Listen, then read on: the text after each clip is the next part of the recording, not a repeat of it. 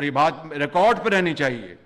Record پر رہنی چاہیے۔ میں نے آخری لمحوں بھی اپنے قائد کی منت کی کہ آپ وزیر اعظم بنیں، میں ورکر بن کر آپ کا کام کروں گا، لیکن انہوں نے یہ بات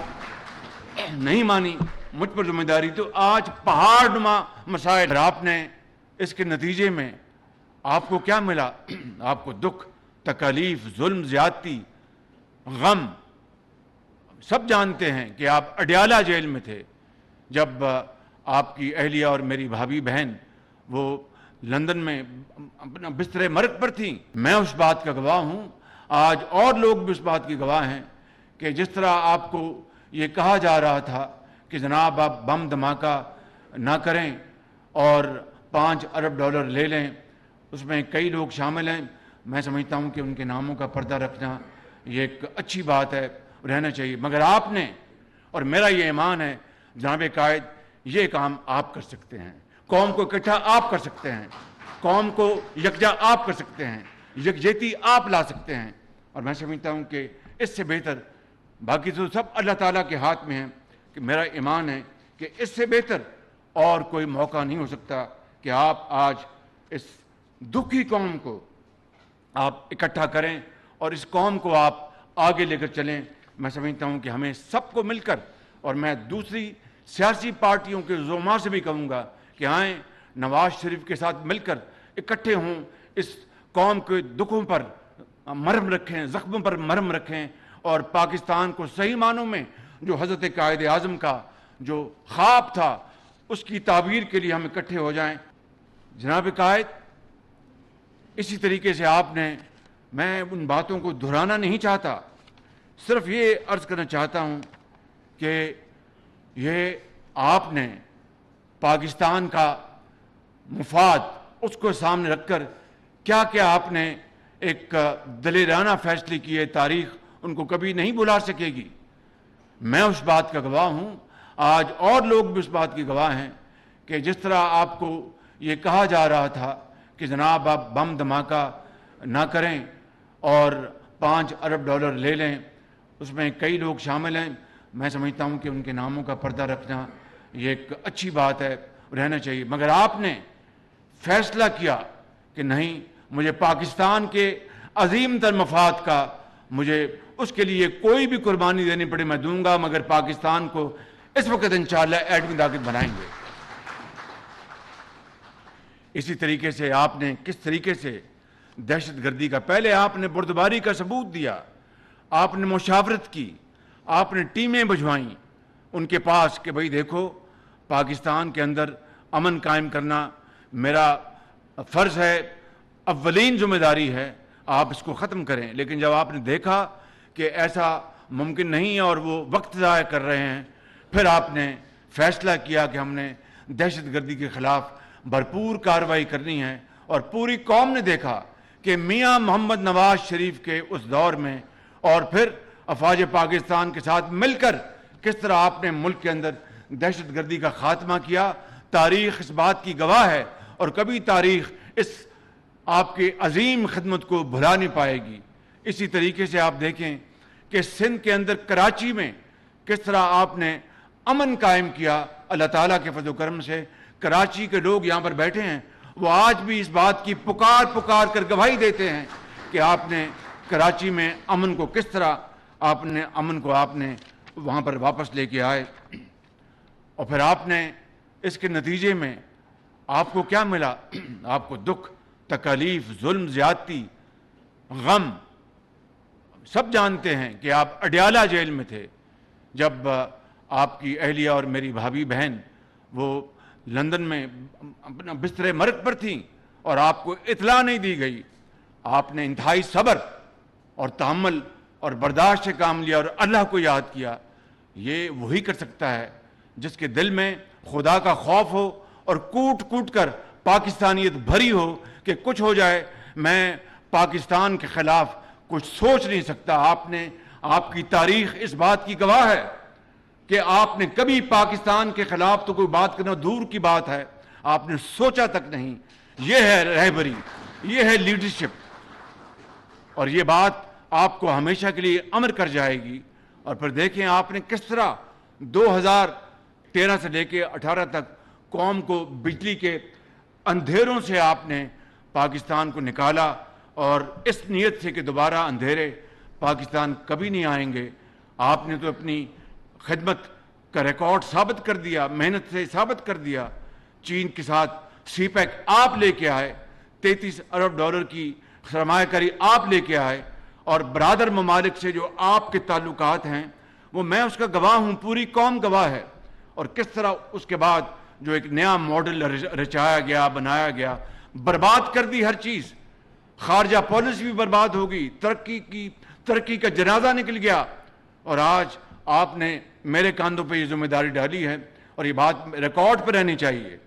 ریکارڈ پہ رہنی چاہیے۔ میں نے آخری لمحوں بھی اپنے قائد کی منت کی کہ آپ وزیر اعظم بنے، میں ورکر بن کے آپ کا کام کروں گا، لیکن انہوں نے یہ بات نہیں مانی، مجھ پر ذمہ داری۔ تو آج پہاڑ نما مسائل ہیں، چاہے وہ قرضوں کو لے لیں، معیشت کو لے لیں، آپ اپنے جو بے روزگاری کو لے لیں، مہنگائی کو لے لیں۔ آپ نے تو معیشت کو 6.5 پہ چھوڑا تھا، آپ نے گروتھ جو اس کی ترقی تھی جی ڈی پی کی، آپ نے تو مہنگائی کو 3.5% پہ لے کے آئے تھے۔ آپ نے اپنا پاکستان میں 20 گھنٹے کی لوڈ شیڈنگ کا خاتمہ کر دیا تھا۔ آپ نے پاکستان کو صحیح معنوں میں 2018 میں آپ ایشین ٹائیگر کی اس سٹیج پر لے آئے تھے، مگر اس کے نتیجے میں ایک اتنی بڑی سازش آپ کے خلاف نہیں کی گئی، پاکستان کی ترقی کے خلاف کی گئی، پاکستان کے مستقبل کے خلاف کی گئی، پاکستان کے کروڑوں عوام کے خلاف کی گئی، پاکستان کی جو اساس تھی اس کے خلاف کی گئی، اور اس سازش نے پاکستان کی جڑوں کو ہلا کے رکھ دیا، اور آج پاکستان ایسے نقطے پہ کھڑا ہے، ایسے مقام پر کھڑا ہے کہ اگر ہم نے سب نے مل کر، اگر ہم نے اس کشتی کو مجدار سے نکالنے کے لیے پوری کوشش نہ کی اور کنارے پر لانے کی کوشش نہ کی، تو آئندہ آنے والی نسلیں ہمیں معاف نہیں کریں گی۔ اور میرا یہ ایمان ہے جناب قائد، یہ کام آپ کر سکتے ہیں، قوم کو اکٹھا آپ کر سکتے ہیں، قوم کو یکجا آپ کر سکتے ہیں، یکجہتی آپ لا سکتے ہیں، اور میں سمجھتا ہوں کہ اس سے بہتر، باقی تو سب اللہ تعالیٰ کے ہاتھ میں ہیں، کہ میرا ایمان ہے کہ اس سے بہتر اور کوئی موقع نہیں ہو سکتا کہ آپ آج اس دکھی قوم کو آپ اکٹھا کریں اور اس قوم کو آپ آگے لے کر چلیں۔ میں سمجھتا ہوں کہ ہمیں سب کو مل کر، اور میں دوسری سیاسی پارٹیوں کے زعماء سے بھی کہوں گا کہ آئیں، نواز شریف کے ساتھ مل کر اکٹھے ہوں، اس قوم کے دکھوں پر مرہم رکھیں، زخموں پر مرہم رکھیں، اور پاکستان کو صحیح معنوں میں جو حضرت قائد اعظم کا جو خواب تھا اس کی تعبیر کے لیے ہم اکٹھے ہو جائیں، اور دن رات ہم پاکستان کی ترقی اور خوشحالی کے لیے ہم جڑ جائیں۔ جناب قائد، یہ مشکل تو ضرور ہے لیکن ناممکن نہیں، اور میں سمجھتا ہوں کہ انشاءاللہ اللہ تعالیٰ نے چاہا تو آپ کی سربراہی میں انشاءاللہ ہم یہ کام آگے بڑھائیں گے، اور اس میں مجھے کہنے میں کوئی بات نہیں کہ اللہ تعالیٰ نے آپ کو وہ صلاحیتیں اور وہ تجربہ دیا ہے، وہ حوصلہ دیا ہے کہ آپ کبھی مشکلات سے گھبرائے نہیں۔ انشاءاللہ چین، سعودی عربیہ، قطر، یو اے ای، کویت اور دوسرے ہمارے ممالک امریکہ، یورپ، سب سے تعلقات بہتر بنانے میں آپ کا ہمیشہ کلیدی کردار رہا ہے، اور انشاءاللہ اسی کو ہم آگے لے کر چلیں گے۔ جناب قائد، میں زیادہ وقت نہیں لوں گا، صرف چند گزارشات میں عرض کروں گا کہ یہاں پر وہ ہمارے انتہائی محترم اور جاں فروش، جاں باز ہمارے ساتھی بیٹھے ہیں جنہوں نے زندگی بھر آپ کا ساتھ نہیں چھوڑا، اور وہ قیامت تک، قبر تک آپ کا ساتھ نہیں چھوڑیں گے۔ انہوں نے آپ کے ساتھ جیلیں کاٹی ہیں، انہوں نے آپ کے ساتھ بڑی صعوبتیں برداشت کی۔ میں کس کس کا نام لوں؟ یہاں پر سب موجود ہیں، رانا ثناء اللہ کو لے لیں، سعد رفیق کو لے لیں، ان کے بھائی کو لے لیں، یہ احسن اقبال کو لے لیں، مریم نواز شریف کو لے لیں، حمزہ شہباز شریف کو لے لیں،